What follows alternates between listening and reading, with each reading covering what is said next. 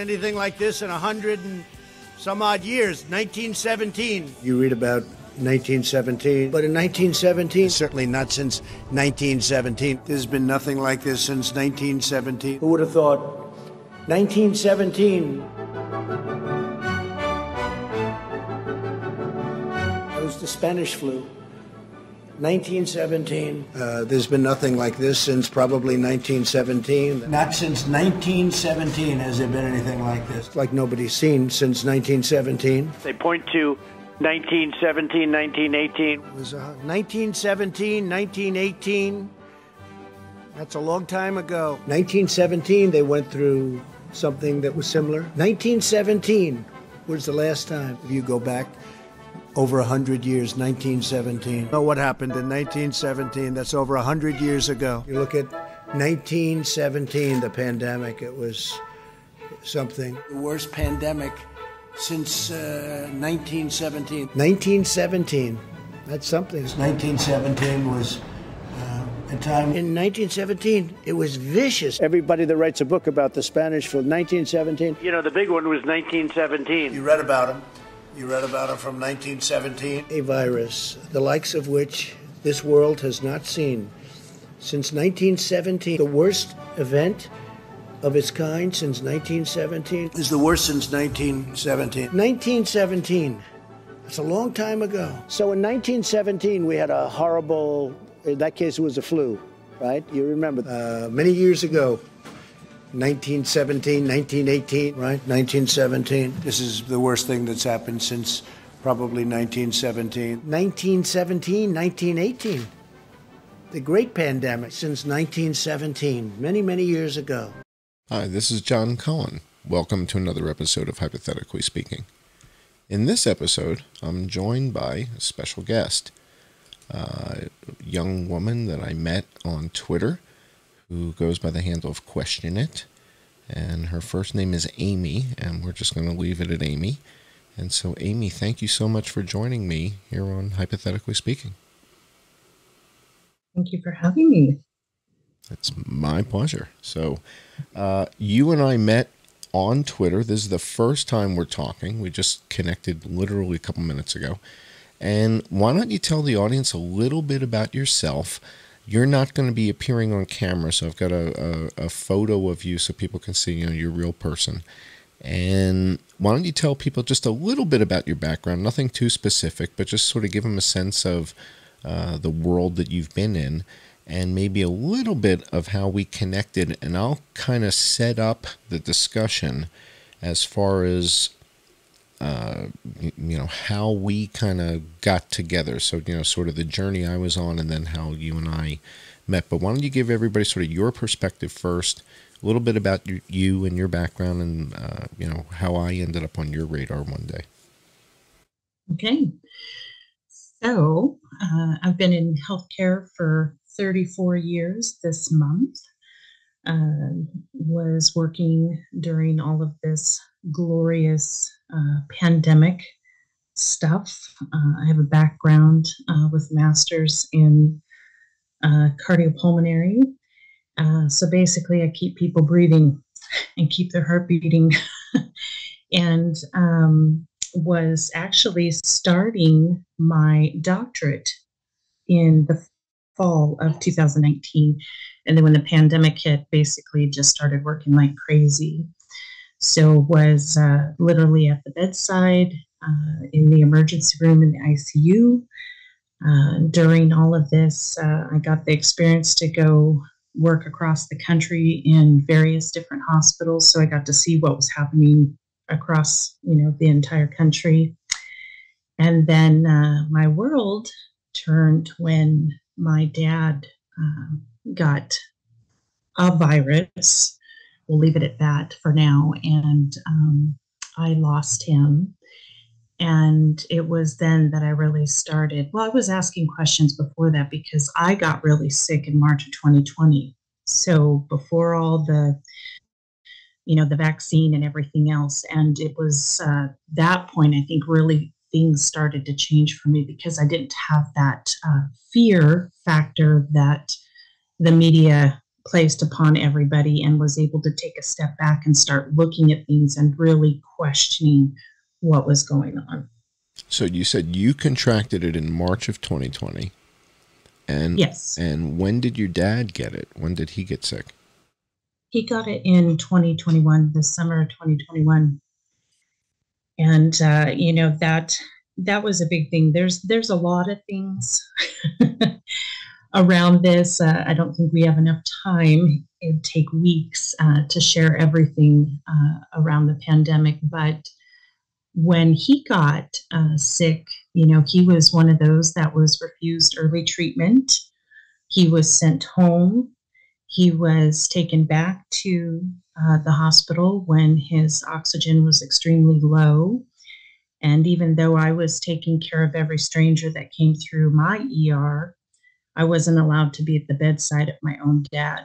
So I will say, to be completely transparent, I did get to finally go in the last 30 minutes of his life. But so there's it's tragic. There's a lot. So that's probably, between what I started to question and see, and then what happened with my patients and what was happening, during the time of my dad, I really, really started to look into what was going on. So. And then you and I connected on Twitter. How long ago would you say it was? When did you become aware of the stuff I was doing? How long ago was that? I want to say, because I got on Twitter in October of 22, and I want to say I don't think you and I started talking till like May or something. And I remember, I don't know if you remember this, I made a comment, and I've tried to find this since, John, that because I think you replied back like, "Do you know who I am?" or something like that. And I was like, "Oh, great. Who's this guy? Don't tell me what I know and don't know," type of thing. And I think from there, after you pointed out some key things on the map, I really started going, okay, all right. So what I kind of had suspicions of, I think you just sealed a lot of those questions and gaps for me. So, and from there, it's kind of the last couple months, I'd say, the last 3 or 4 months, we've been kind of jamming together. I mean, and the fact that we've never met, we've never talked, it's been entirely this online, Jason Goodman, came up with this crowdsourcing the truth concept. And the idea that two people that have never met, that don't know each other, can end up working together and to try and figure something out, I think it's pretty interesting. It's kind of a fascinating phenomenon that if it wasn't for Twitter or the social media platforms, I don't know that we'd be able to do this. So why don't I tell the audience sort of a little bit that there's probably people who are watching this that are not familiar with my work, and they love you because they follow you on Twitter. And so they're saying, well, okay, who's the lunatic with the hat and the glasses, and what's all this about? So why don't I just sort of set a baseline, sort of set the table, so to speak, and then I'm going to flip it back to you because you've got a bunch of slides, and I want to go through all the slides, and I don't want to rush through them. So I want to make sure that we are able to articulate everything you want to get across. So why don't I just go through a couple slides together with the audience to sort of help them understand this intersection where you and I started working together, and sort of what the premise was that both of us, I guess, had this curiosity that we wanted to dig into it. Is that okay with you if I do that? Oh, absolutely. All right, so what I did was I added a couple slides ahead of that deck that you sent me. So I'm sharing with the audience now this slide of the baseline that I put together that was looking at P&I deaths going back to 2013. And what I noticed was as of January 2020, P&I deaths started to hover in the 4,000 person dying a week range. And this was before COVID was in the United States. It was before COVID was even identified as a virus. And I just thought it was odd. I was like, 4,000 people a week? That sounds like a lot. And, the CDC was telling us stuff like, 22,000 people die a year from influenza or whatever. And back then, in the early days, I don't know any of this stuff. This was not my world. So I'm just kind of bought the narrative hook, line, and sinker. And when I started looking into these P&I deaths, it was just jumping off the page of me. It's like, what do you mean 4,000 people are dying a week? This is kind of odd. And it wasn't getting a lot of attention after January. It was like, you got a new kitten and they stopped feeding the dog. It's like, you can't just stop feeding the dog because you got a new kitten. And I didn't understand that. And so as I was charting these P&I deaths, they were kind of going to the moon. And again, it wasn't getting any press coverage. And I was just kind of baffled by it.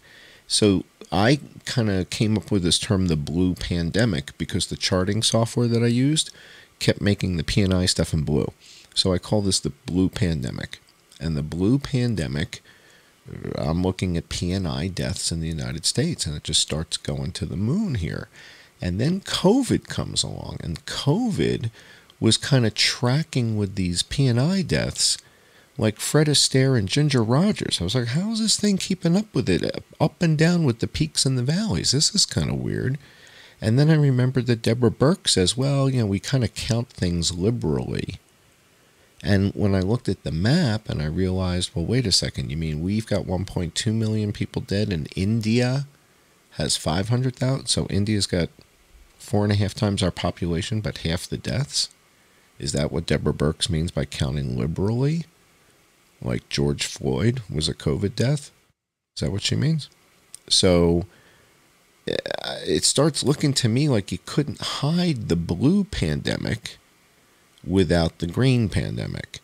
And that just becomes sort of a straw man concept, this notion that were there two viruses out there? Was SARS-CoV-2 just getting all the press, but there was also an influenza pandemic going on, and that's what this blue pandemic was. So that was sort of the fundamental premise here based on the data that I was getting from the CDC. And this was data from coroners. So the coroner data was telling me 4,000 people were dying a week. And I'm like, okay, it just seemed like a lot. I don't know why, but it seemed like a lot. Then I noticed that influenza effectively disappears from Earth by April 15th of 2020, not just in Australia, Chile, South Africa, and the United States, as was documented by a bunch of people in some paper, but in 100-something other countries at the same time. And I was like, well, this is about as weird as anything you've ever seen. Influenza just disappears from Earth from 100-something countries at the same time. How weird is that? And nobody seems to be making a big deal about it. Everybody's still carrying on about COVID. So I couldn't really understand that. Influenza's disappearing is almost 2 years. And nobody's making a fuss about it. And it just seemed bizarre to me. Then other people start picking up on the story. It gets picked up in Zero Hedge, and you got Jordan Schachtel and all these people, and Dr. Eli David and Viva Fry, what happened to influenza.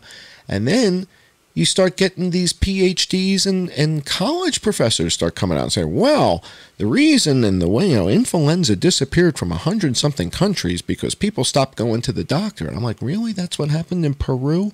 You sure about that? You looked into this? Okay. So it just didn't make any sense. And then I guess it was about a month before we're recording this, that somebody shared something with me about Ivanka Trump, and it prompted me to go back to the original declaration of the pandemic and start looking at the dates. And this sort of generated, it sort of opened up this whole new Pandora's box of what was going on in early January 2020. And we started looking at the WHO telling us, well, you know, we just identified this thing called SARS-CoV-2, and now we got one guy dead. And we got 41 cases, and we're going to share the genetic sequence with the WHO. Here you go. This is the genome. This is what we found. We got 41 people. One guy's dead. Here you go. Here's the genetic sequence. And I'm thinking, boy, that's pretty prompt. I mean, we got one guy dead, 41 cases, and we got the genetic sequence. And I posted this on Twitter thinking it just seemed, again, like, wow, everybody's concerned that China was lying. And I remember Mike Pompeo saying that China's not being forthright. I'm like, Mike, we got the gene sequence on the day the guy died, man. How much sooner did you want it when there was nobody dead? Come on. So I post this on Twitter, and then Bob Malone, who's considered, you know, pretty much the leading expert on this mRNA technology, jumps in and says that's not true. There were many deaths before that. Facts matter. And that was interesting because Bob Malone has never responded to anything I've posted on Twitter ever before since I've been on Twitter. He's never responded. That takes us to Peter Daszak. On December 30th of 2020, Peter Daszak sends out a tweet talking about WeChat, but he says that he told EcoHealth about this outbreak on December 30th of 2019. And on December 30th of 2019, nobody was dead yet. So they've got a pneumonia in Wuhan. Nobody's dead. And Peter Daszak is notifying ProMed in Cambridge, Massachusetts, to keep their eyes open on this outbreak in Wuhan because this thing could get out of control. And this is December 30th, 2019. Well, by January 11th, or the 10th, the first guy dies on the 10th of January. So we got one guy dead on January 10th. But by January 14th, we still don't know if it's contagious yet. We don't know if there's human-to-human spread. On January 14th, according to the WHO, but President Trump signed a contract the day before, according to Ivanka Trump, and according to Mike Pence. On January 13th, they signed this contract with Moderna. But there's only one guy dead, and we don't know if it's contagious. And that opens up this box of worms, this can of worms.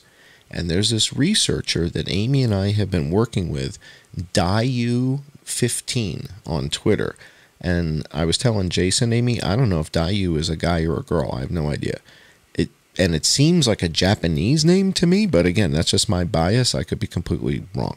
But Dayu provided us with one of these reports from the original people in Wuhan, the original patients, one of the first 41 patients. And we were looking at the results, and they've got H7 and 9 in there. And there's a lot of H7 and 9 in there. And I'm looking at this, and I'm going, what the hell is this? And so this was this yellow and green report that we got, Amy, from Dayu, that said H7 and 9 is all the green stuff. And then we got that red donut report that showed us 2% was SARS-CoV-2 and 8% was influenza. And at that point, I'm just like, I'm dumbfounded. And I kind of flip it to you, and I'm going, 8% is more than 2%, right? I mean, why are we, I get it, there's a pit bull in the living room, but isn't there also a Kodiak bear?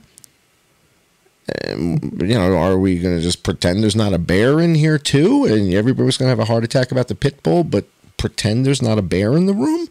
So with that data coming from Dayu, from the original Wuhan patients, we then, start looking into it, and we start getting derided by people like J.J. Couey, start saying, what are these guys doing? This is like a clown show. So why? I thought this seemed interesting.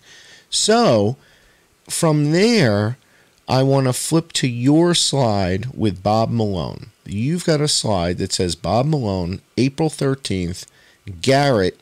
Is this how a pandemic would start? 8, 7, and 9? Can you tell us more about that and pick up the conversation from that point? Yeah, and I think it's important to just share that, I'm not saying, of course, anything definitive, but it certainly makes me question. And that is the biggest piece that I'm struggling with these other physicians and experts who aren't even at least considering this other information. They won't look at it. They won't talk about it. It's only COVID. Same with the PCR. If you remember when the PCR, and I've talked about this many times on Twitter, that, it all came down to the PCR. So someone sent me this. I actually did not find it. I can't take credit for it. But it just really got me thinking after I saw his replies to you, and someone who, is in his place and couldn't even remember that the gentleman who was sharing the information about Wuhan, was an ophthalmologist, not a dentist. Right. I'm like, how can you not remember those facts? I mean, he was a key player in the beginning. And so I thought, I'm going to just throw this one in, but to just kind of set for where, I kind of see this going and how I came to the H7 and 9 as well. And a lot of it came down to that, those first patients being looked at. So if you want to go ahead and show the slides. Yeah. So I've got the slides up so everybody can see. And now So I'm on I can't see it. No, That's you can't see it, but I'm just following along. So you've got them in front of you, and I've got them up on the screen for the audience. So I've got female doctor in Wuhan who first reported the novel coronavirus epidemic. That's what they're looking at now. So, and also, John, I want to mention that all of these slides are on my Twitter, and I have all the links to where I got the information. So if people are wondering and want to, check anything, they could either message me or whatever, but they can find it. It's all on there. Or they can search it online. I wanted to mention her because this gal, and I'm not even going to try to pretend to know how to pronounce her name, but she is apparently the person who took in these first patients. And she works for the CCP. So there's a few, questions I have there. Did they take her out of the limelight because she does work for the CCP? But that's really irrelevant. But what got my attention is the patients that they took from her that were of suspicion with this pneumonia aren't the patients that match up on the next slide. She goes into, and I apologize, I don't remember off the top of my head. It's in my Twitter, but she sees a woman. That's one of the first patients that she sees that she's suspicious of, and we're told about these other patients on the next slide that, it's if they took all of her patients that were of concern over to watch them and monitor them in one place, why isn't that particular woman in this group? So I kind of wondered what happened with that. And it may be nothing, but I wanted to show this slide with all of the patients on it. And I'm going to switch over screens to the slide so I can see it bigger. Mm-hmm. I've got now the supplementary table. Early cases linked to genome sequences. And you've got 3 of them highlighted. Right, and so those are the first patients. And you mentioned, why did they do this vaccine for one patient? So for those that don't know, the first patient that died, he was a 61-year-old. He had liver cirrhosis and he had an abdominal tumor. What's interesting to me is that they use his, he's in there as the reason we're doing this vaccine, and oh my goodness, we got to have the sequence. But when you look at who they took the sequence from, it actually comes from a different patient. And I'm trying to see if I can make this larger. Oh my goodness. Hold on just a second, John. Sorry. That's fine. That's fine. Now the next slide you have in your deck here is a map. So I'm excited, right? Right? So well, the map, these are just little things that stood out that I'm like, why is nobody talking about these? Why did they send the samples, these BAL, these bronch samples from the patient's lungs to a lab initially 500 plus miles away is one thing. So then, there's more information on my Twitter as to what this little group Vision Medicals is called, because that is where they said they had the partial samples or partial, little bits and pieces of the sequence. They didn't have the complete sequence, but I was like, that is so odd. You've got Wuhan right there, and all of these, they're doing gain of function, they're doing all of this, and you can't run the samples there. I thought that was particularly odd, so that's why I put that one in there. Gotcha. Let's go back a slide. Let's go back to the list of patients that you have here. And you were saying that the first guy who died, we didn't necessarily get the sample from him per se. He dies January 10th, but the sample that we end up using is from a different patient. Do we know was that patient number 4, patient number 7, patient number, do we know which one it was that we ended up with the go-to sequence, so to speak? Well, if I can make my screen bigger here. Sorry, this is what I get for working too many hours.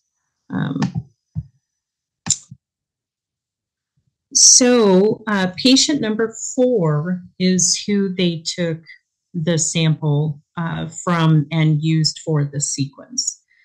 So did patient number 4 die, or did patient number 4 survive? No, I should say I don't know for certain, but looking at his information and other things that I had read, they don't indicate that he died, because I'd have to get that for you, but it's in my Twitter, because they go through and they say this patient, left the hospital, this patient died, and the only one that's listed is the 61-year-old. Now, when you saw the report, the yellow and green report from Dayu showing the H7N9, what was your reaction when you saw that? I about fell out of my chair. What was your reaction? About the same. I think I saw it before that, though, because I was looking at that paper that Dayu put up. I looked at the original paper that came out with that information and saw that circle graph. And that's where I saw the 8 and 2 and was like, wait a minute. They've got more influenza going on, regardless which influenza it is, right? They've got more influenza going on than SARS. And we're going to say that is definitively what killed this person is the SARS. I'm glad I'm not crazy, because, again, I'm not in the business. So I'm just looking at them thinking 8's bigger than 2 like an idiot, right? It's like, but I don't know. And you may say, no, that's like saffron. It's very expensive. It's very, very potent. 2% of that stuff is like 10%. I don't know. To me, I just look at it like a moron. Like 8% seems bigger than 2%. Why is everybody pretending the 8%'s not there? That's the Kodiak bear, and the 2%'s the pit bull. Right, and I think, John, what people don't think about too is if you look at the prior year, before COVID started, how many people died from influenza? Why did we not cause any ruckus over the first death there?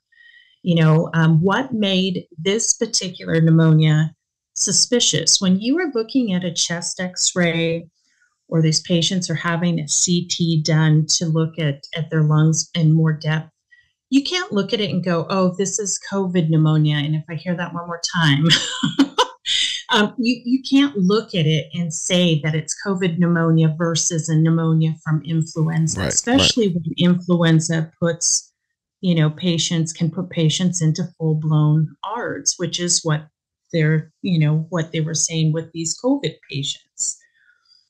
So. All right, let's move to the slide that you have. So we just looked at the patients, we just looked at the map, and now you have a slide that shows this gray mountain and sort of a couple red indicators. Could you walk us through that? Because I know how important this is in the timeline. And then we'll take a little bit of a break. You and I can refresh our beverages, and then we'll dig into the sort of the deep technology of this and the science of it to understand more about what is this H7 and 9? Why does anybody care about it, not care about it? What's that all about? Can you walk us through this gray chart? What are we looking at here? What is this? Yeah, so this is just, again, another question of the timeline. This is actually provided by Goldman Sachs. And, you can see there the first confirmed infection. Well, how did they confirm it? And if they confirmed it on December 2nd, then why are we being told, that we got our sequence, at the end of December, early January? The other thing is, if you read down at the bottom, it says that the source information comes from the WHO, CDC, the National Health Commission of the People's Republic of China, and of course our lovely Johns Hopkins. So I want to know where Goldman Sachs and why Goldman Sachs is so infatuated with this. Now, of course, the full report mentions, the economy and opening up and what do we do? And, I don't want to take this completely with a grain of salt because it is Goldman Sachs, but they're saying they referenced this information. Where did they get that first confirmed infection is what I want to know. Well, particularly since the WHO tells us that they identified it on the 9th of January. Right. So if it's identified on January 9th, how did these guys identify something back in December 2nd? And didn't you also tell me that the guys in Thailand were telling us that they had a sequence the day before the WHO told us they identified it, right? What, didn't Thailand have it on January 8th, you said, right? You put that on Twitter, yes. Right? Yes. And if you look at, and I think this is further in my slides, Brazil looked at their stool samples, their sewage. They have it going back to October. Now, granted, that's a retrospective study, but they had SARS around, and the reason I think that's so important, and then we can go to our break, but I think that's so important to see that because in Brazil, their very first death wasn't until March. So if they're saying they've had SARS in Brazil since October and it took until March for their first death, to me, that it says it's not as deadly and contagious as it's being portrayed, at least by the WHO and the CDC and China at that time. Well, that's the same conclusion I came looking at Vietnam, looking at Laos, right, looking at Shanghai, and I said, we're a year into this, and they've got 35 people dead in all of Vietnam. It's right next door. They share a border. How is there? How are there 35 people dead? There's no one dead in Laos? They share a border. And Shanghai's holding steady at 7 or 9 dead? It's like, how deadly is this? And then when you look at Nigeria and you look at Ethiopia, even Taiwan was able to maintain single-digit deaths pretty much through 2020. They didn't really start logging deaths until later. And so I was having the same cognitive dissonance. Like, you're telling me there's a global pandemic and there's 35 people dead in Vietnam with 100 million people. Vietnam's got more people than Germany, more people than France, more than England. It's way bigger than any country in Western Europe. So I was dumbfounded by that. Let's see. We've got a couple more minutes. Let's jump ahead to this next slide of yours, where I'm looking at, it looks like a table of numbers, and you've got somebody highlighted in there.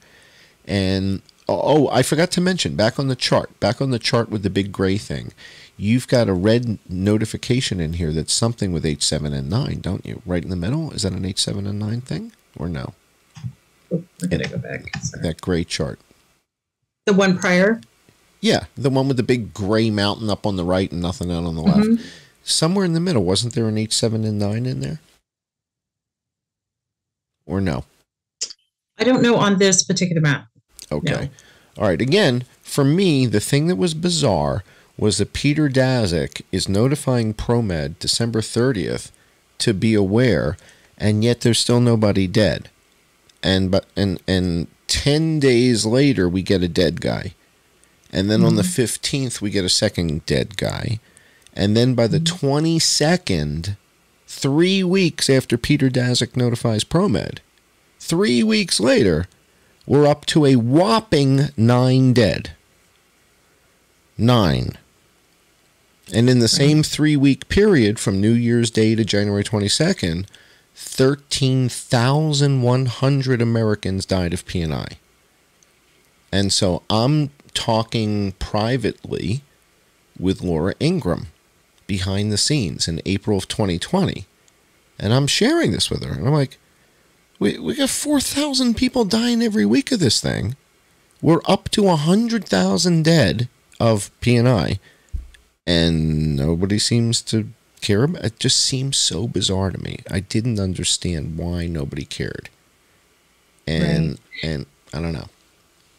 Well, and you mentioned the deaths, now this wasn't initially, but I remember, because I was screaming this from the rooftops, and when I saw a video Scott Jensen did, I don't know, he's kind of sitting, looks like in an auditorium or something, and he's talking about the deaths and how the death certificates need to be looked at. I can tell you in my own experience, I had patients who were marked as a COVID death, and their death had nothing to do with, to be honest, the flu or COVID. Patients who came in with trauma or drug overdose. I had a patient with a pacemaker that failed, a patient with blunt force injury to the head. They tested everybody. That's what I said. It comes down to that PCR, and they were testing everybody. And, patient dies because they were in a trauma and they were counted as a COVID death. Not to mention also when they were put in isolation, they kept the patients there until they had a negative test. How many of those results were counted multiple times? Because we'd test them every day until they were negative to take them off of isolation. And the interesting thing is the PCR test does two things as a modus operandi. It's going to find the thing that you're cycling for too frequently, if you're running 40-something cycles, and it's never going to find something that's not in there. If it's not in that assay, if it's not in those little wells, it's not going to come in. All right, why don't we take a quick break, and you and I will reconnect, and then I want to get into some of the genetic information that we have here from this H7N9 and this history, and what makes us think that there may have been 2 pandemics and that this thing might be the culprit. All right, so let's reconnect in just 10 minutes, and we'll pick it up there. But to kind of go back and recap, the biggest points that I want to take away from last week were that we had the first 7 patients in Wuhan who, of course, there was, I believe, 5 of them who tested positive with H7N9. And then I believe the last slide we had was the CDC testing the PCR kit for H7N9. And so in that, I was trying to piece together more of like, okay, how come we have this PCR, we have all this information, but I'm having to dig to find it? If you think about COVID, it's in your face all the time. And yet we really didn't hear much about H7N9, even with having an outbreak again in 2019 in China. And then, of course, all the chickens and everything else. So that's kind of where I'm going to take off from there. All right. Sounds good. I'm at 25, Chinese lab to head H7N9 outbreak and future threats. U.S. Chinese lab to head the H7N9 outbreak and future threats in a historic arrangement. Columbia University and the Chinese CDC open a joint pathogen discovery lab in Beijing. And this was May of 2013. Correct. It was the very first time there was an international team.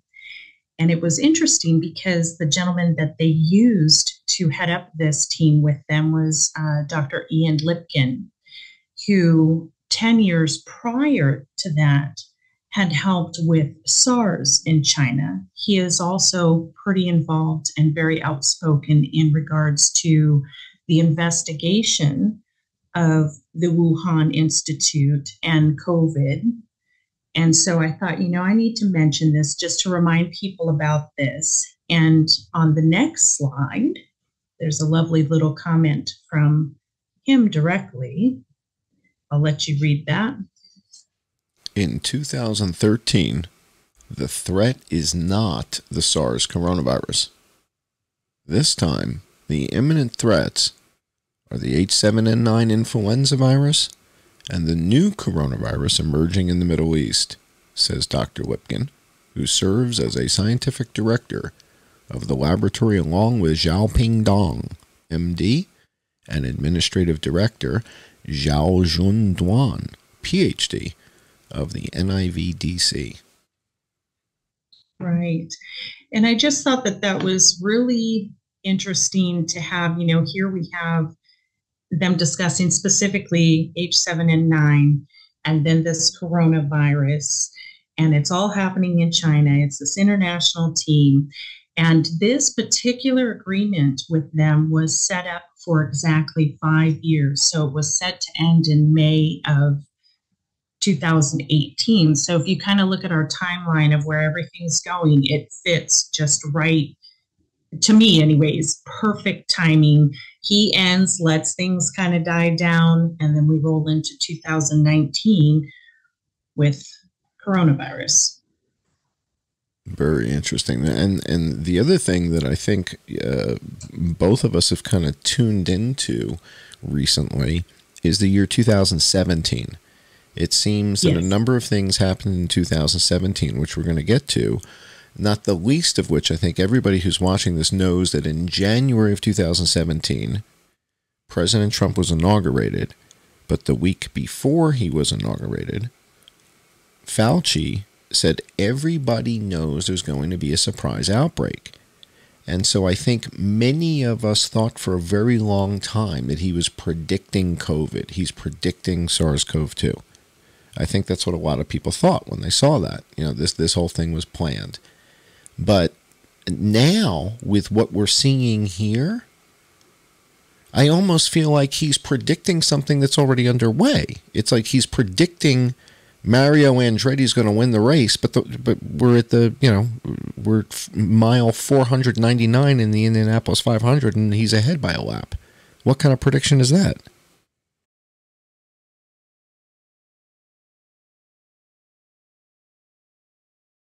The idea that we are now a few days away from a new administration, to the topic today is the issue of pandemic preparedness. And if there's one message that I want to leave with you today, based on my experience, and you'll see that in a moment, is that there is no question that there will be a challenge to the coming administration in the arena of infectious diseases, both chronic infectious diseases in the sense of already ongoing disease, and we have certainly a large burden of that, but also there will be a surprise outbreak.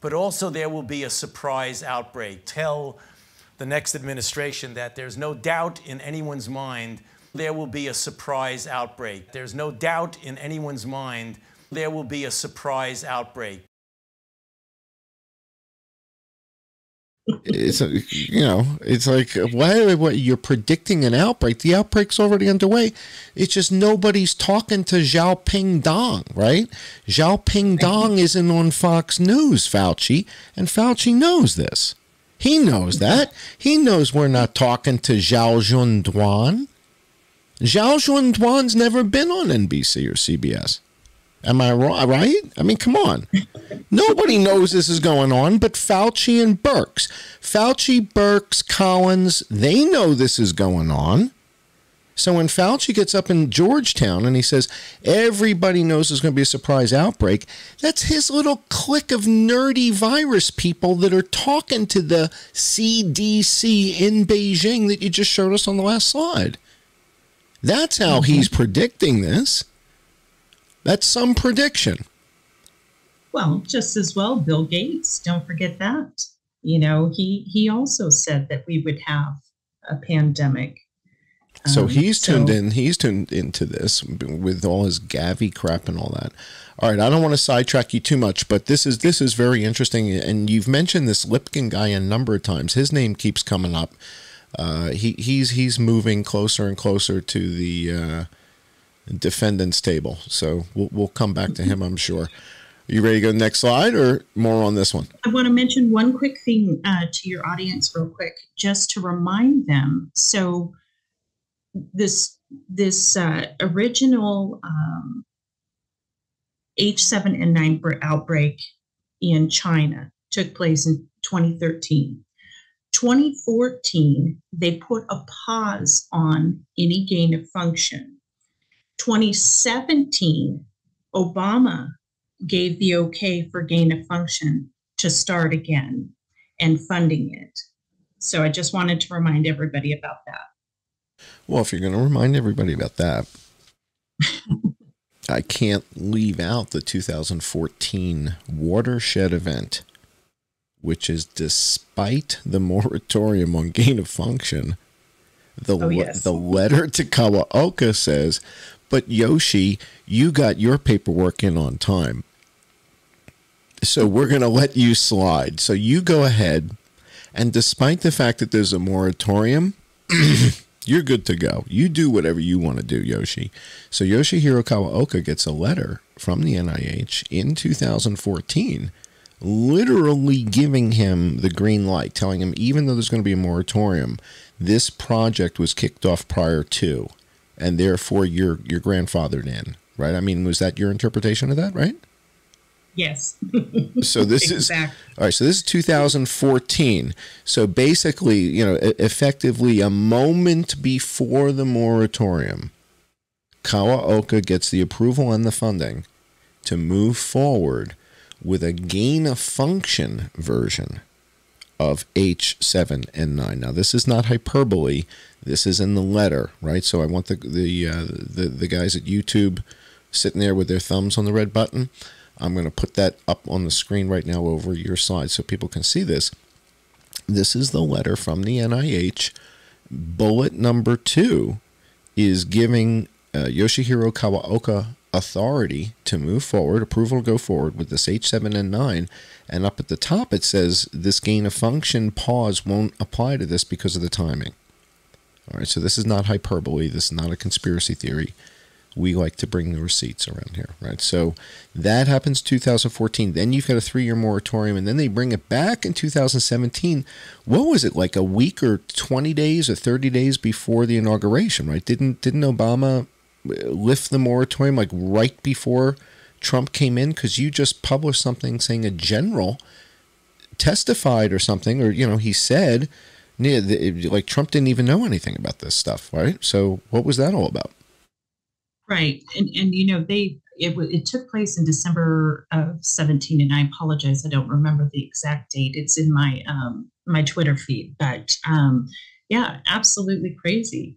And also, just for your viewers, and I should have put it in the slides, was that article I posted from Germany, where they specifically mention H7N9 and Trump as being the two big problems. Now, if you go on and read about it, it mentions, because of his thoughts about influenza and the vaccines and what have you, but that they specifically, their wording is that those are their concerns. So I thought that was interesting. Very interesting. All right, so let's jump to this next slide, which is slide 27. This is the Chinese guy, and we see the screen over his shoulder. Yes. Now, this articles from December 27th, 2013. So here they're having this H7N9 outbreak.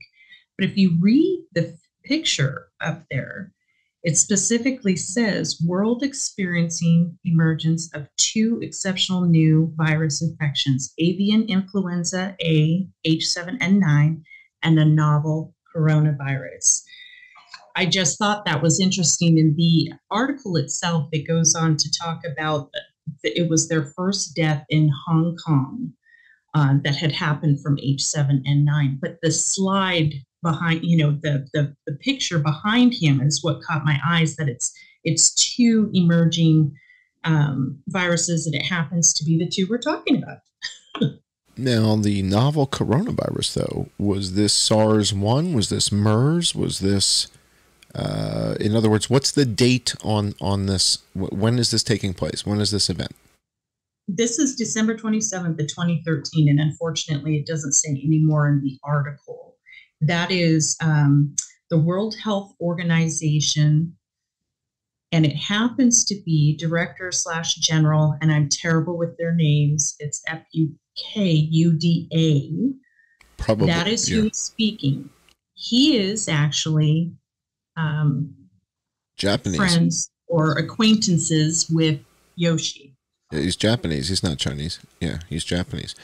All right, so this is interesting. So, but in 2013, I'm trying to remember, was that SARS-1? I don't think it was MERS, but it could have been. MERS was 12.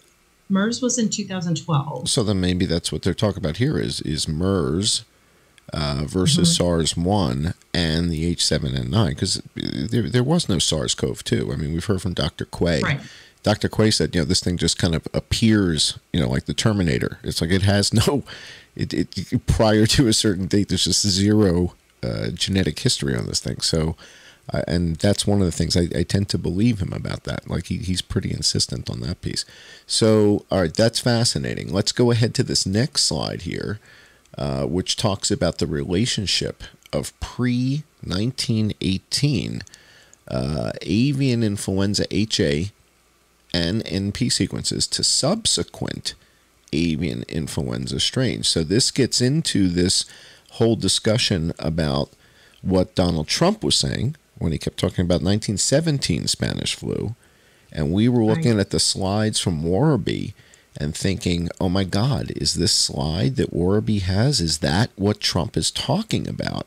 But then it gets more complicated than that, because we didn't find H1N1 in the patients in Wuhan.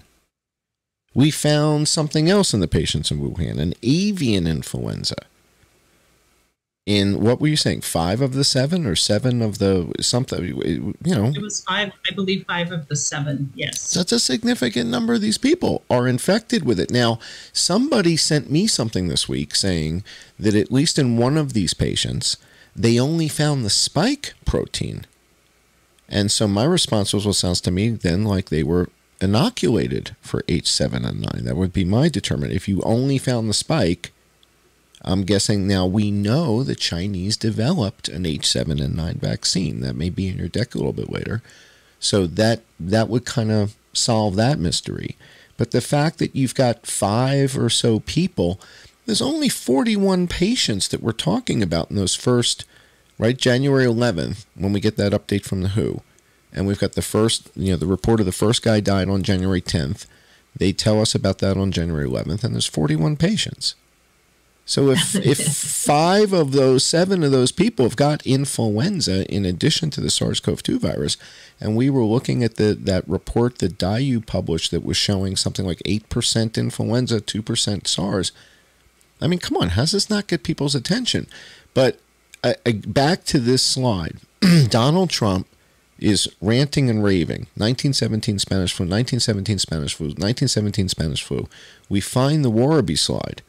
Warby's got the slide from England. It says 1917. Spanish flu. It's H1N1, though. That's not a fit. That's not a fit with what we have in Wuhan. What we have in Wuhan is an avian flu. So what the hell is Donald Trump talking about from 1917? Was there another strain of influenza prior to H1N1 that didn't come from a horse? Maybe? which I think you shared with your audience, correct me if I'm wrong, but with the goose, 1917 Alaska was that time. And in this particular article, the reason I put this in here, I wanted to call it out. It says a 151-BP fragment of the nucleoprotein gene segment was sequenced from 2 pre-1918 birds and compared to avian and mammal influenza strains. And then it says that the 1917 avian NP sequences are also closely related to modern avian sequences and distant from the mammal clade in which the 1918 NP sequence is found. So whatever these two little fragments are is coming from 2 birds prior to 1918. And that's exactly to your point. It's different. We're dealing with two different influenzas here. And so Taubenberger, in his paper, says that the spike is not on the H1. He's saying it's not avian. He's saying the H1 spike on the 1918 H1 is not from, it sure as hell isn't from the goose in Alaska. And from the talks I've heard from Warby and the research we've done into Anton Dilger, I wouldn't be surprised if it was a little bit more horse oriented, right? So that's what that's what I'm hearing when I listen to Warby and when I read about Dilger, is that H1N1 1918 sounds a little bit more horse-like. But these bird flus, these avian flus, this 1917 iteration, basically my take on the Taubenberger paper that he authored, I guess it was in 2002 with Ann Reed, right? He's got Ann Reed, Taubenberger. Tumpy is mysteriously missing. Terrence Tumpy's not on the paper, and he participated with these guys in all this, and he's not listed on it. But my takeaway from that is he's saying, if you think these two things are like brother and sister, they're not. They're not as closely related as you might think, and that was my impression. What was your takeaway? That's the same, exactly the same. So this or paper, I should say it is Ralph Barrick would say it. They're kissing cousins, but in this case, they are not, because he refers to the coronaviruses as kissing cousins. Oh, okay.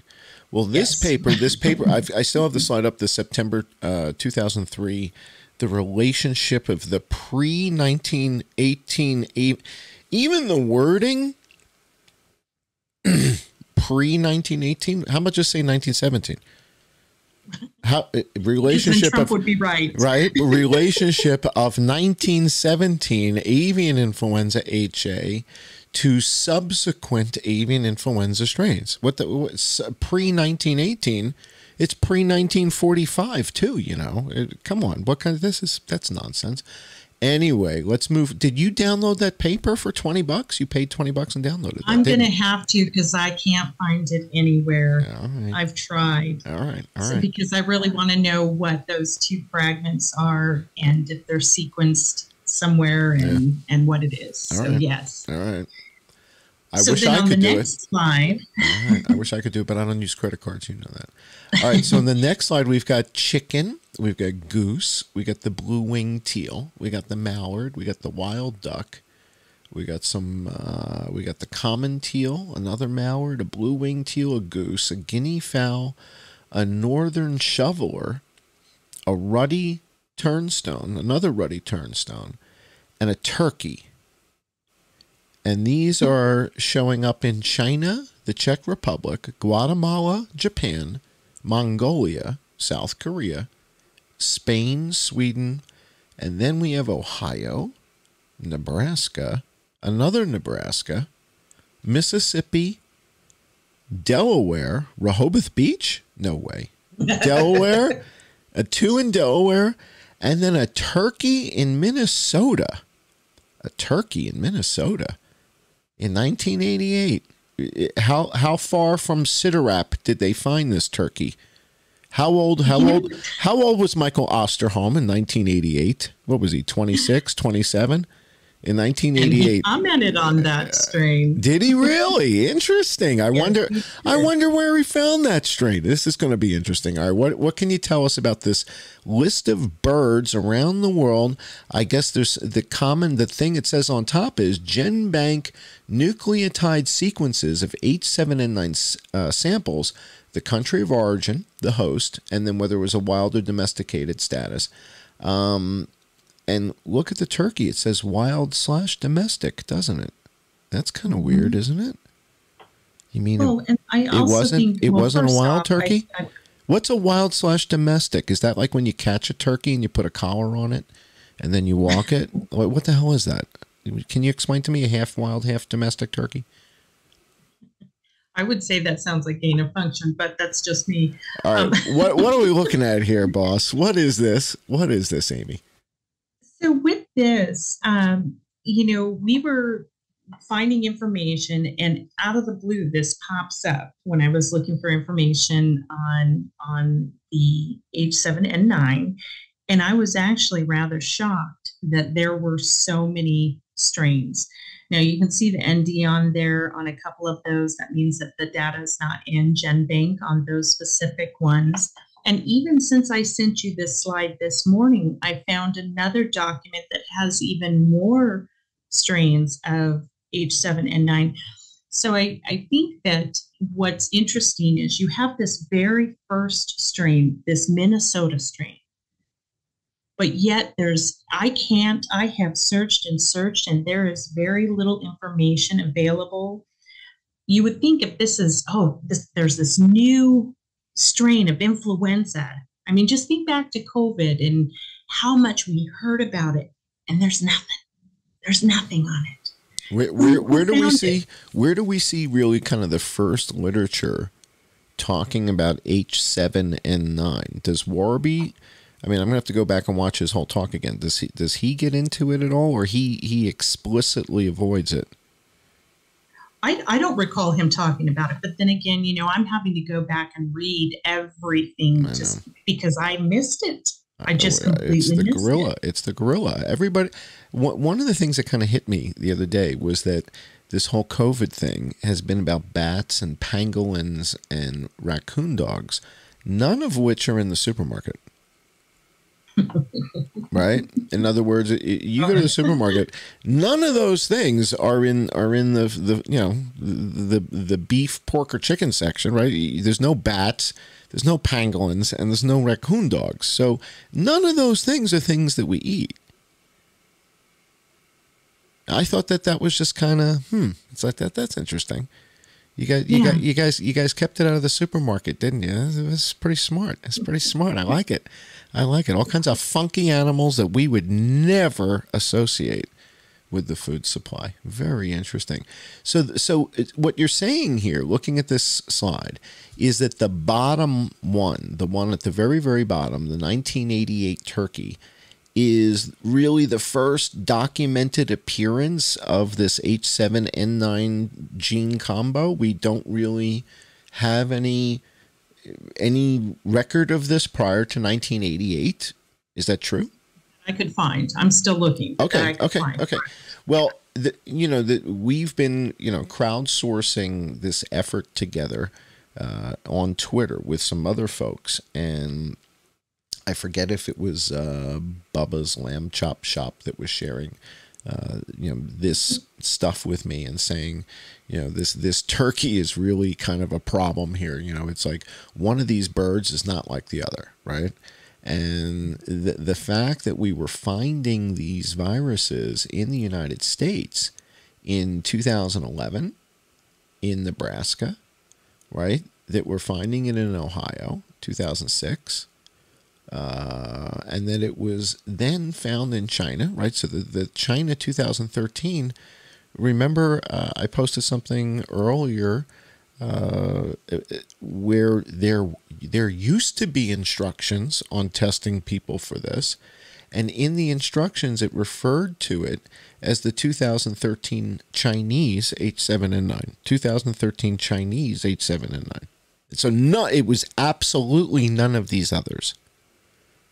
Absolutely positively, right? Absolutely positively none of these others. It was the Chinese one because they said it, 19 times in the document.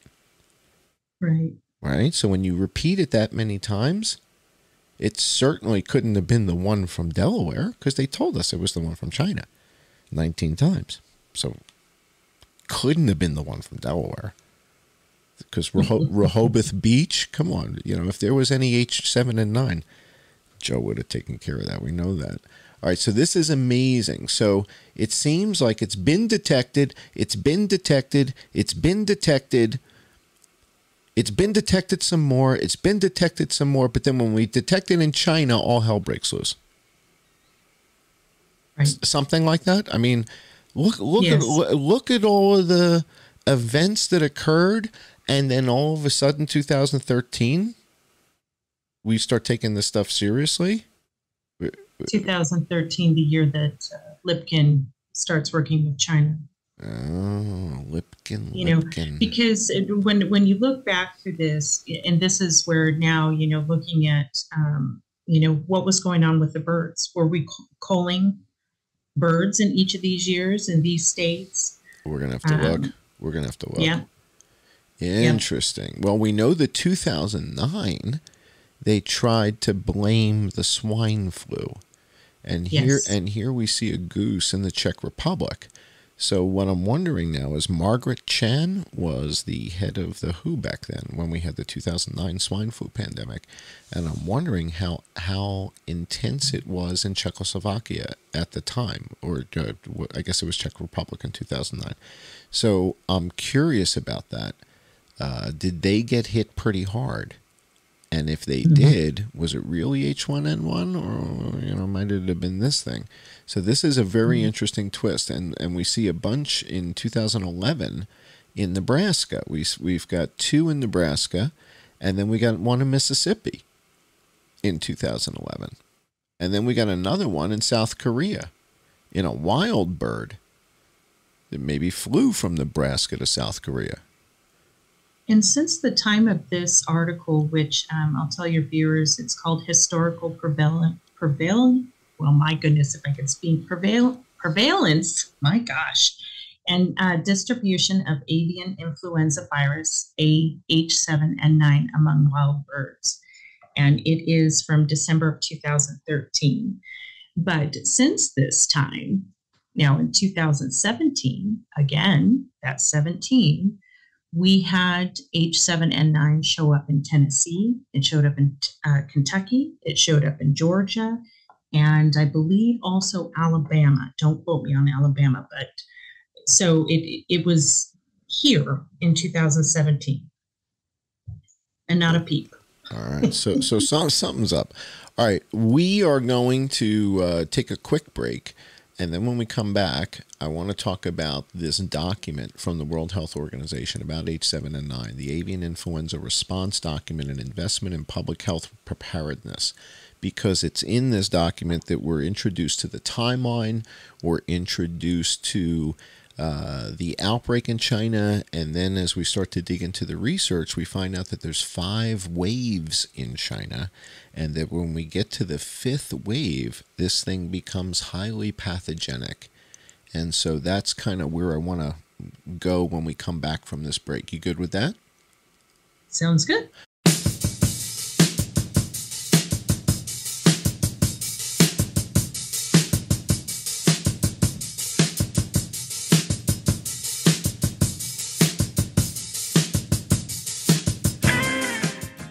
A large poultry farm over in Minnesota, which supplied some of the biggest supermarkets in America with 3 million eggs per day, well, it burned to the ground. However, if you've been paying attention over the past year or so, then you know that this is not the only fire to have taken place. This is in Salinas, a huge fire at a food processing plant. This is for Taylor Farms. 2 chicken houses caught on fire in the Ruston community in Jones County last night. About 10 o'clock on Pleasant Grove Road, firefighters said they found the 2 chicken houses completely engulfed in flames with roofs already collapsed. Workers at the scene said chickens were being housed at the time of the fire. We head to Basra now, where crews were on the scene of a massive fire at an egg farm earlier this afternoon. The fire broke out at the Hillendale Farms location on Schwartz Road. The Salvation Army says around 100,000 chickens may have died in that fire.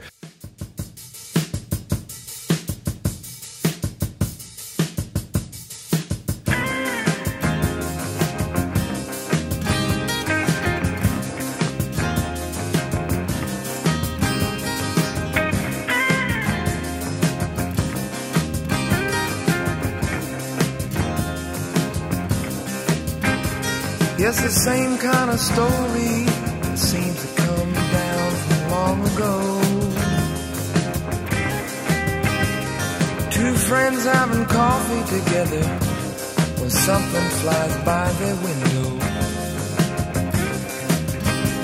It might be out on that lawn, which is wide, at least half of the playing field. Because there's no explaining. All right, we're back. So we're now looking at this World Health Organization document. Looks pretty serious. I mean, it looks like they got a graphic artist and everything, and that's a feather. What a subtle touch. What can you tell us about this? Well, like you were saying, it's the timeline, and I think that you cover it well in your slides, and I think you even did a video on it or included it in there. One thing I'll point out the things that aren't on there that I think are important, and I'll let you cover the timeline if you want. But it says that the first case noted is in March. But if people go to read this document, which I really encourage them to do so, the actual first case was back in July of that. They did a retrospective, and it's interesting because it doesn't give the year. So they're saying the first one was March of 2013, but this retrospective shows the July cutoff with a little dot that says that it went back to April 25th. So I'm not sure what that's about. But they also note in there the specific difference between H7N9 and H5N1, and clearly showing that H7N9 has a higher mortality rate. They also show with H7N9 that there's higher deaths in the elderly, with the fewest deaths and the fewest being affected are the 0 to 14 age group, which we have, of course, saw through COVID.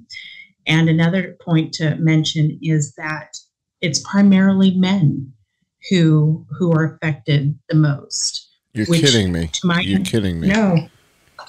Oh, man. Have you seen the charts that I did for the UK? I believe so, yes. So it fits. It just fits. That's all I'm going to say. Oh, man. I didn't know that part. You just dropped a bombshell on me. Because, I mean, I had been talking. So it's one, Roger Schwelt, Dr. Roger Schwelt, who runs MedCram, came on the show. And he was a big proponent of vitamin D to boost your immune system as best you can, to fend this stuff off as best you can. Not that it's a preventative, but you can certainly prepare yourself for battle with certain things. And so he was a big fan of that. And this was something that he was also talking about. So he was ahead of this. And he did an interview, I think it was with GQ, something like that. I think it was GQ. What about chromosomes? Mm-hmm. How come nobody knows this? 45 to 54, 35 to 44. You've got one group, one sex is dying twice as much as the other. If I told you that women are dying twice as much as men, we don't want to know about that? How is this not a story? Why is no one discussing this? This is pure data. This is straight from the spreadsheet. That's all this is. Right? I'm not a doctor. I'm a data guy. I don't need a stethoscope to tell you one is twice the other.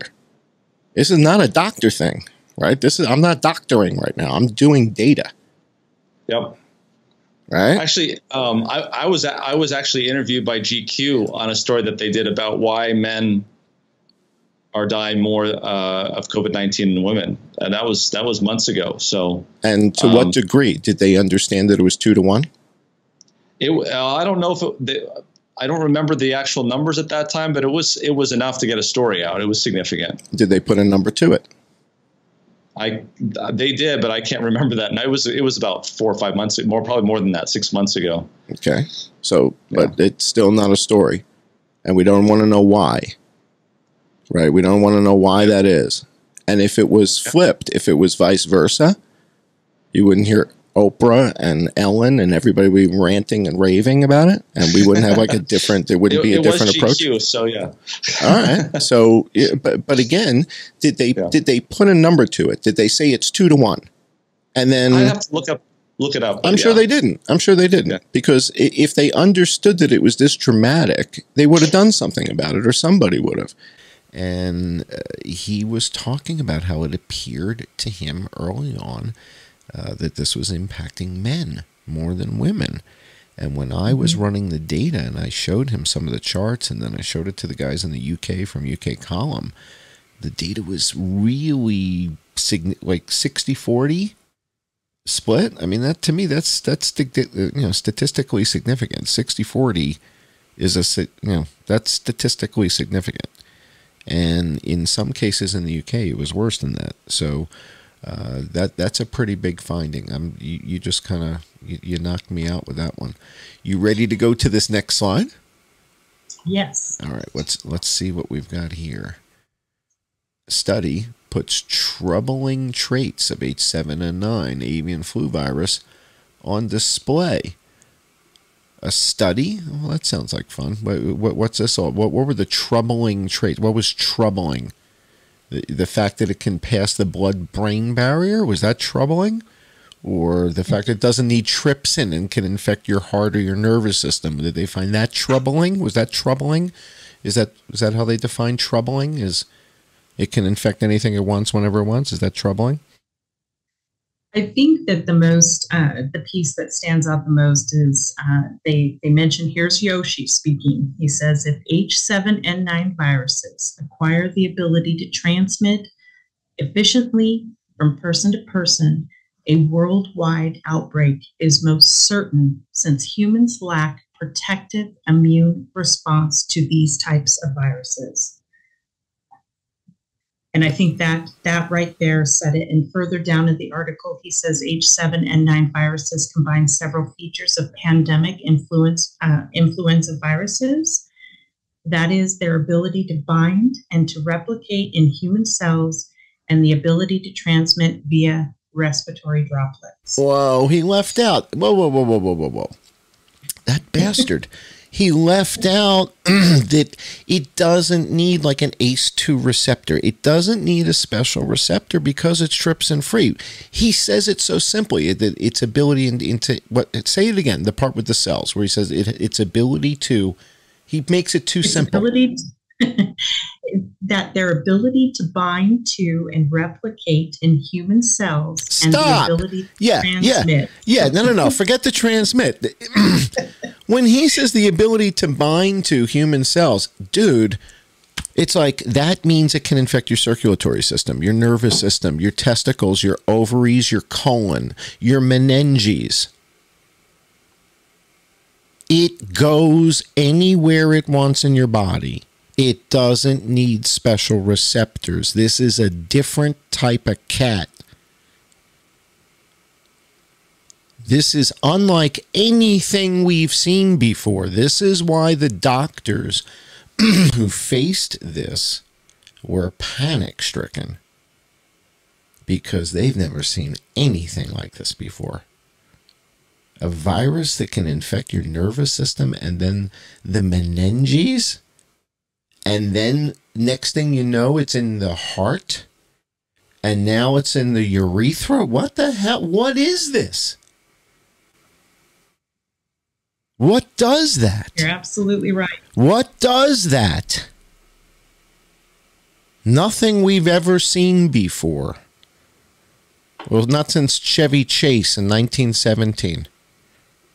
It was a really good-looking brick house, too. The guy's out of his frickin' mind. So when Yoshihiro Kawaoka says it so simply, that is what makes this the secret weapon, is that we, this generation, many have been exposed to some form of H1 that wasn't the 1918. So, for example, PDM09 is an example. It's nowhere near as virulent as the 1918 version. And what we learned from Michael Warraby is that your first exposure as a child is going to set kind of your immunity map for life. So if you're exposed to H3N2 first as a child, you will have significant immunity to H3N2 throughout your lifetime. But then if you're exposed to an H1N1, you're going to have a tougher battle with it than you would with the H3N2, the thing that you were first exposed to. So based on when you were born and your first exposure as a child, that establishes your lifelong immunity to influenza, according to Michael Warraby. That's my understanding. But that is correct. I posted actually a paper on that and the relevance to the age, and I believe actually he is one of the co-authors on that. Okay, so we take that understanding and apply what Kawaoka just said, which is no one was exposed to H7 as a 4-year-old, 5-year-old, 8-year-old kid. And therefore, no one has any pre-printed immunity to this thing. No one has antigens. This thing will rip through the population, probably kill all your chickens at the same time.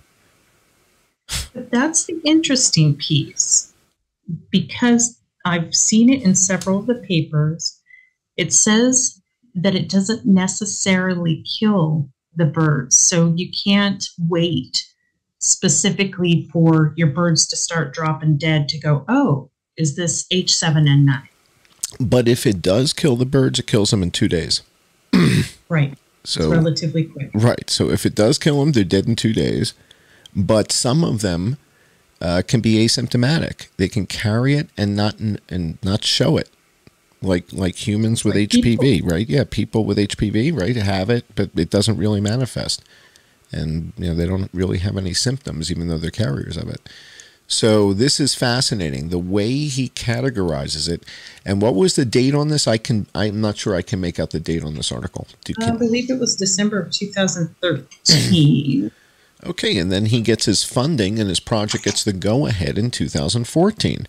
So he's documenting what a disaster this is, and Fauci says, well, that sounds like something we should gain a function. And I stand corrected. It's July 10th of 2013. All right, and then let's see. And then he moves forward with full-on gain of function. All right, let me get the document for the full-on gain of function. I have it right here. Hang on.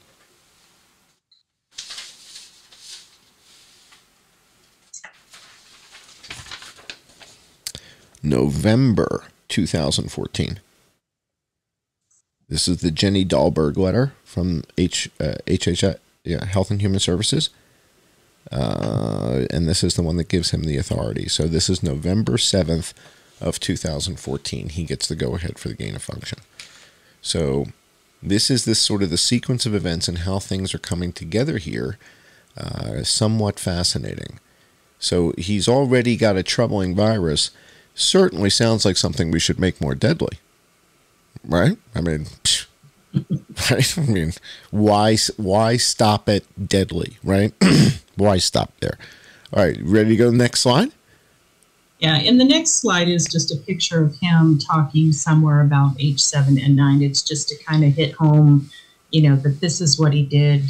He jumped right in to this. And then, of course, I don't have the date with me, but that is also shortly after where they put the halt on gain of function was in 2014. The funding in which, like you said, he got to continue.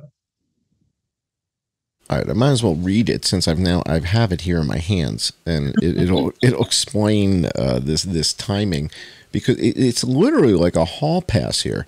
So this is a letter, and I'll put it up on the screen for the audience so you guys can see all this. November 7th, 2014. It's from Jenny Dahlberg, or to Jenny Dahlberg, University Madison, Wisconsin. Dear Ms. Dahlberg, NAID has determined that the above referenced grant may include gain of function research that is subject to the recently announced U.S. government funding pause. And then there's a link to that. Issued on October 17th, 2014. So now we've got our two dates. October 17th is the gain of function pause. This letter is a full 3 weeks later. November 7th, 2014. Okay? So 3 weeks after the gain of function pause, we have a letter from Health and Human Services saying, we've determined that you've got some gain of function in here, okay? The following research projects appear to involve research covered under the pause. And the second bullet is supplement to Research Project 1, Systems Biology Analysis of Influenza A, H7N9 viruses, Yoshihiro Kawaoka. And then it goes on to say, as your grant is currently funded, this pause is voluntary. You're grandfathered in. Don't worry about that. Here's your money. Giddy up. Go do what you got to do. Isn't that crazy? Isn't that cool? I mean, if you're Yoshihiro, you're going, yes, thank God I got the money, right? He's got to be thrilled with this. So basically, although, there's a gain of function pause, because they got the paperwork in time, let's crank that puppy up. Let's see what we can kill. What can we kill? How fast can we kill it? These guys are nuts, Amy. That's just my opinion. I could be wrong. Let's go to the next slide. No, I think you're spot on. Yeah. This is a conversation with Craig Venter. And we know Craig Venter. He's famous because he's from... And I might have this out of order, or perhaps I didn't put it in there, but I did want to mention before we move on. Yeah. 2014. Yeah. Yoshi, Ralph Barrick, and many other people went to a symposium to try to convince them to continue on with the gain of function. That was in Singapore. That was the Singapore meeting? Yes. Do you remember? Do you remember the Mandarin chicken? That was awesome. I remember that. I remember that meeting in Singapore. That was well, actually, you know what? There was two symposiums that Barrick has gone to. One was in 2014. One was in 2017. This one in 2014, though, I called out, though, because it is specifically titled Pathogenic Influenza Viruses and Coronaviruses Utilize Similar and Contrasting Approaches to Control Interferon, the Stimulated Gene Response. Amazing. Yes. Amazing. Now we can move on. Amazing. Well, so this is interesting because one of the things you shared with us, with the sort of the team that's been working together on Twitter, is that Kawaoka and Fouchier end up together at Erasmus, monkeying around with this, and then the next thing you know, the three of them are together in Singapore at this event. So this isn't. It appears like this is not just Kawaoka on his own. If he's got the opportunity to work with Ralph and to work with Ron Fouchier at Erasmus, man, I mean, come on, these are the top guys in the world. These are the three top guys in the world. End of story. And they're working on gain of function, and they get a hall pass on the pause. Are you kidding me? Are you kidding me? Then that brings us to Craig Venter, who is very big into finding the whole genome and working with Francis Collins. Craig Venter's famous because he was he led the team at Cold Spring Harbor Laboratories that worked with Oracle to map the human genome, is my understanding, correct? Yes. Yes. So that was one of the big claims to fame when I was at Oracle. So we used to brag about how the CIA was our first customer, how we mapped the human genome with Craig Venter, and how we built the big CERN, that project. Those were the 3 projects that we would showcase. And so he was one of the earliest Oracle Larry Ellison partners, was Craig Venter at Cold Spring Harbor Laboratories mapping the human genome. Interesting. Yeah. Maybe you should call him up. Okay. Because he also participated in this event with the H7N9.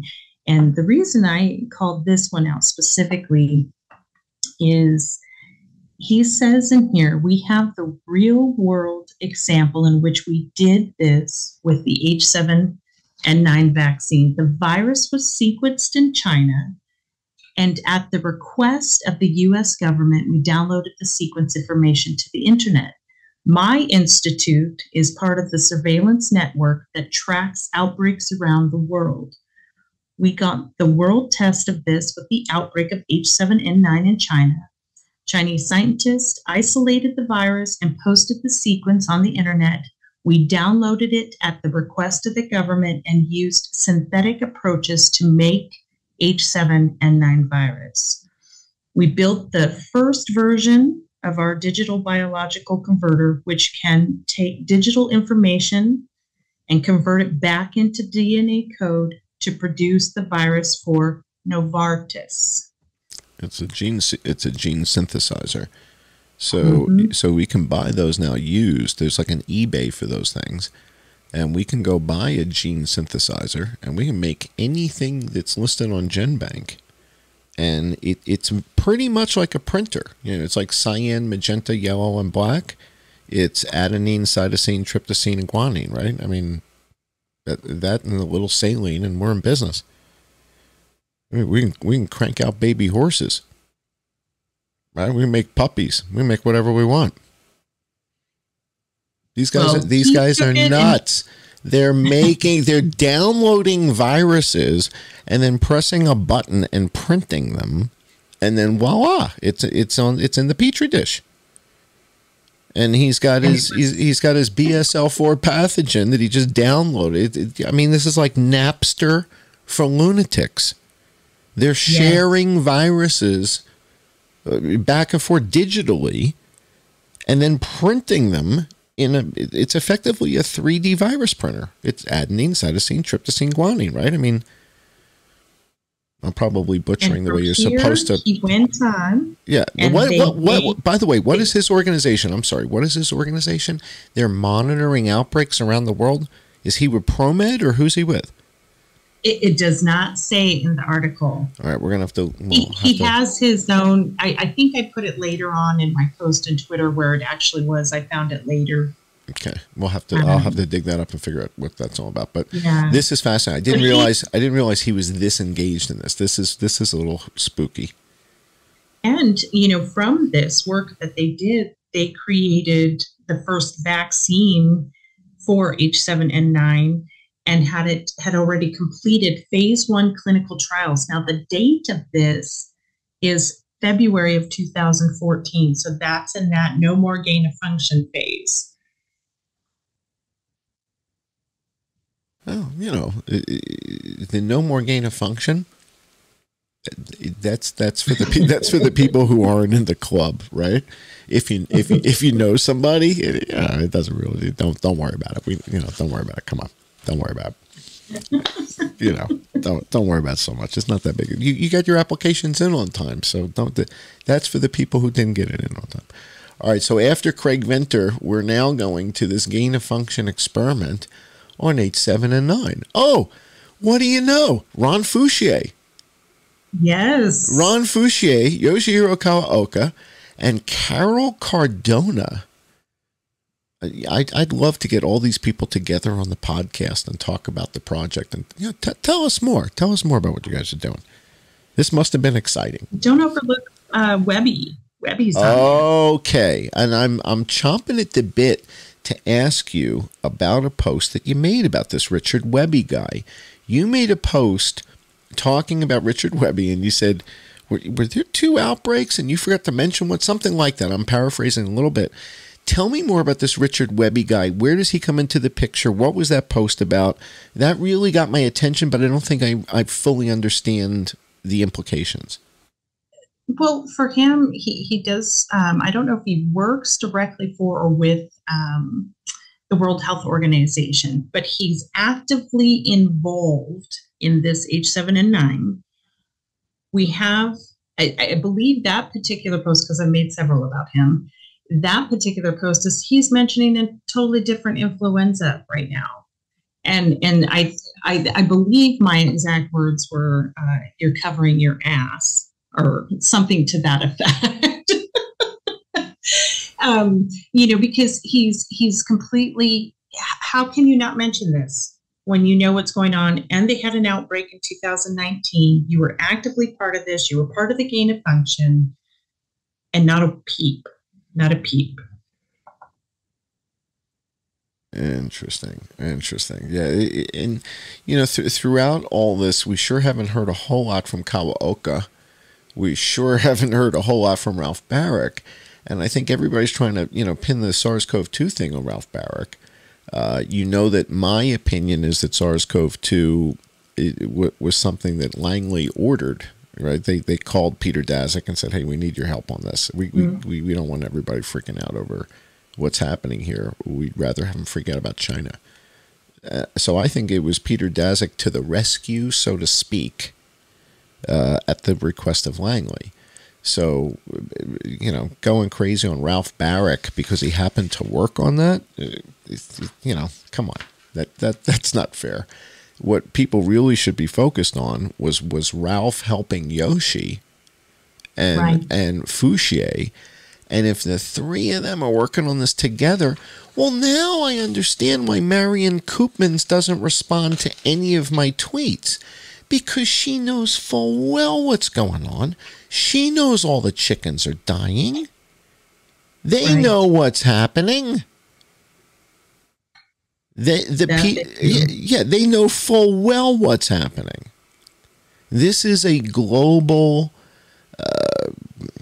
counterintelligence cover-up type campaign to not panic the public. And to pin it on China, which is kind of ironic, right? Now I'm looking at China. I'm like, but there's nobody dead in China. What the hell are you guys talking about? There's not 5,000 people dead in China. There's not 10 dead in Shanghai. There's not 10 dead in Beijing. What the hell are you guys talking about? Then the outbreak ends up hitting China later. So China ends up with 125,000 dead, supposedly, from COVID. But at this point, I don't know what's what. I can't tell who's dying of what where, right? Now that we understand that they've been covering this up and that there's been no tests available, not forever. There were tests available, then there were no tests available, and now there's going to be tests available. I guess by the time this goes live, we will now have tests available. So the tests have just become available, January 18th, 2024? Is that the date? Something like that. What is that about? I'm sorry if I'm jumping around a little bit. No, but, you're fine. You're fine. But the notion that we had tests for H7N9 and instructions for those tests at the CDC, and then I think earlier today I sent you the thing and I said, well, why is this link now dead? The instructions for the H7N9 testing that used to exist were ghosted a couple years ago? Why would that be? And now there's a new H7N9 test coming out, but it's a BSL-4 test, and you can only order it from the CDC or the WHO. Am I butchering this, or is my understanding accurate? No, they can only get it through there, and this is the crazy part. This is why I mentioned something the other day. I talked to the physicians that I work with, and said, hey, have you heard of this H7N9 strain of flu? And they're like, what are you talking about? And so we started just chit-chatting about it. And I said, do you even know how to order it, or what makes this influenza? How would you recognize it walking through the door? Would it look like COVID? And none of them had any idea. And when I started looking into the website and that, and you can order it and you have to contact the CDC or the World Health Organization, if the doctors don't even know, that means patients aren't getting tested. And not that I'm a big, pusher of getting tested, but if we are not testing for what's out there, that's where the slip with COVID comes in. And that's how influenza disappears from Earth. Right. On the WHO chart, because the WHO doesn't track H7 and 9. So the combination of A, not tracking it, not having a color assigned to it, right? So the teal green colors are the A influenzas, the orange and yellow colors are the B influenzas, and there is no teal color for the H7. There's no greenish, dark green, light green. There's nothing for H7, but there is for H5. So if there was an H5N1 outbreak, we would see it on the WHO's chart. But if there was an H7N9, we would not. And the combination of them not tracking it and us not having test kits since I guess it was 2019 that they stopped making the H7N9 test kit available and the instructions disappeared, I think. I think it was 2019. Probably consistent with the beginning of Crimson Contagion. So when Crimson Contagion begins, the test kits for H7 and 9 are withdrawn. Unless you're in China, because they would have needed them to let you know. Oh, yeah. Well, China's different. China's a whole right. Yeah, China's. If you want to know, everybody's like, well, China's lying. No. China wasn't lying. China, you want to know what's going on, just listen to China. They'll tell you exactly what's going on. They said, go look at Fort Detrick, see what's going on over there. I was like, yeah, they're probably right. In July 2019, research at USAMRIID was temporarily halted due to safety concerns by the CDC. The CDC detected at least 6 violations of federal regulations, including critical containment procedures. The inventory of the selected agents in the lab was also inaccurate. Moreover, there were leaks caused by a dysfunctional wastewater decontamination system. A spokeswoman confirmed these lapses, though she told the public that the leaks were limited to within the lab. The most suspicious part of the CDC inspection report was its large redactions, leaving the involved agents in the 2 breaches a myth to the public. The CDC cited national security reasons for not releasing further details. Carol Krim of the Maryland's House of Delegates was among those who openly doubted the report and asked for more transparency over the health and safety risks posed by the institute. Besides, 4 doctors from the local advisory committee wrote an open letter to condemn the Army's lack of transparency. Experts warned irresponsible actions by the Army make these high containment labs a high risk to local residents.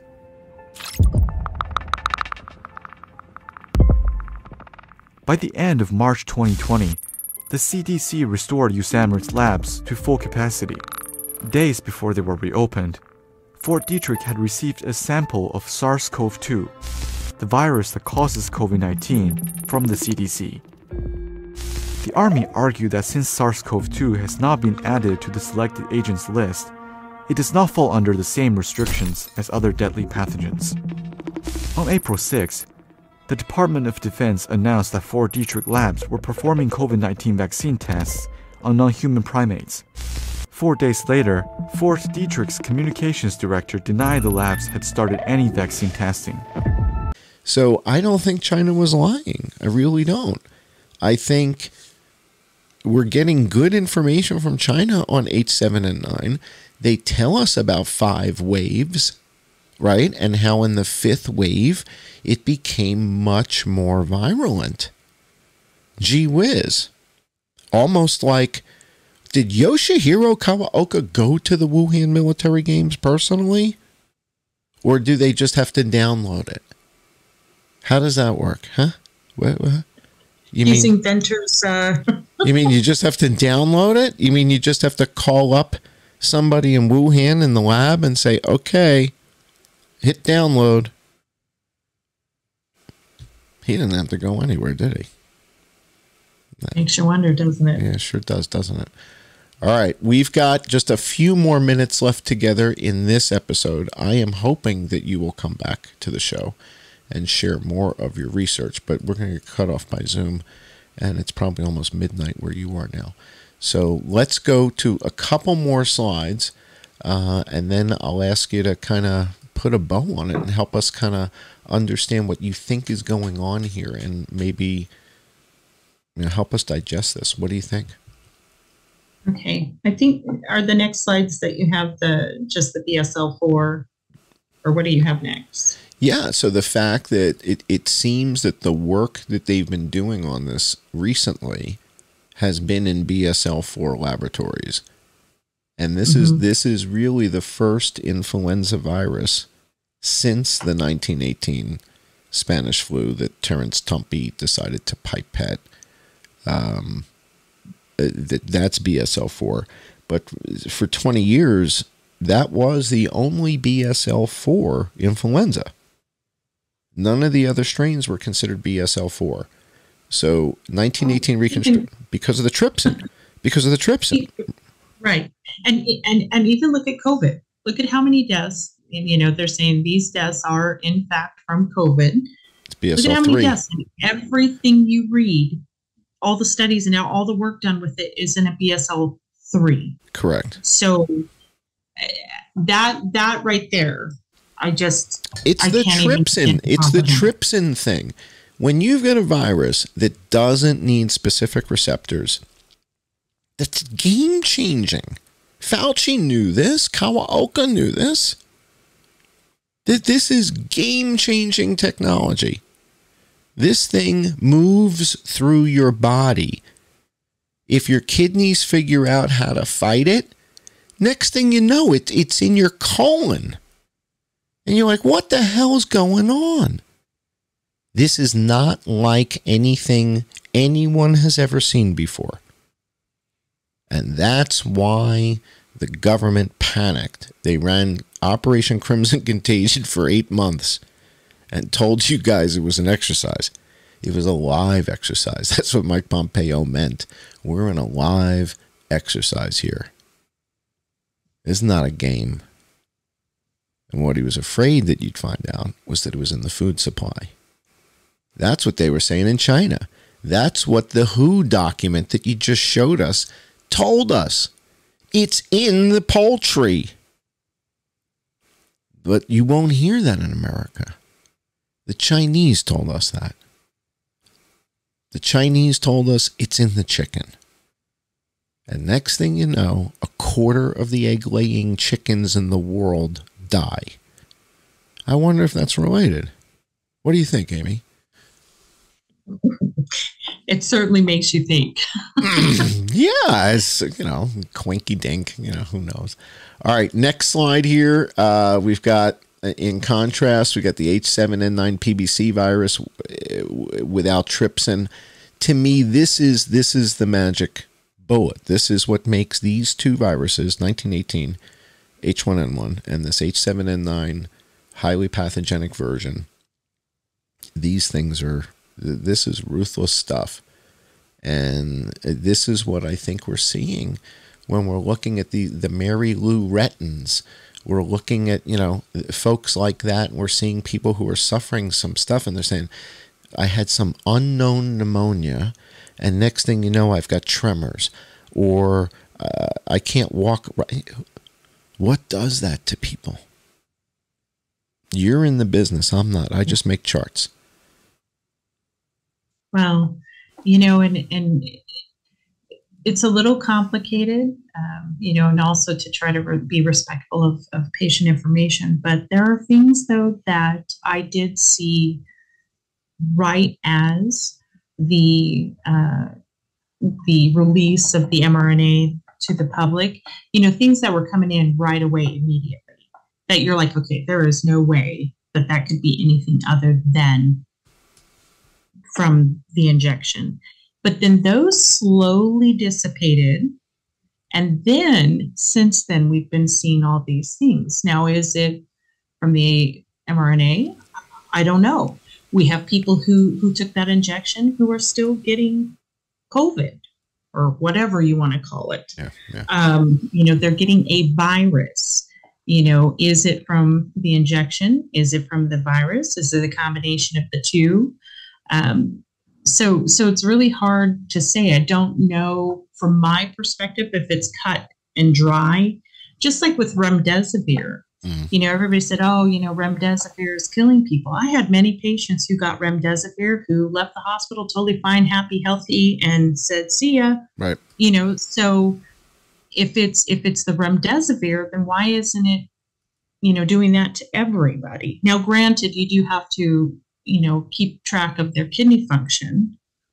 But look, I'm not a fan of remdesivir, and I'm not a fan of mRNA unless you got glioblastoma and it can fix it, right? I mean, to me, using this technology for respiratory infections is insane. Using this technology for a BSL-4 pathogen that can infect my heart, my brain, and my testicles, I might consider it if you'd be honest with me, right? Now, if you tell me it might also cause prion disease, you got to put all the cards on the table, and nobody's accounting for all the dead chickens. You got to come back because there's so much more. Promise me you'll come back. They're going to cut us off here. I promise. All right, Amy, thank you so much for joining. You are one of the heroes of the pandemic. I'm John Cullen. Thank you so much for joining.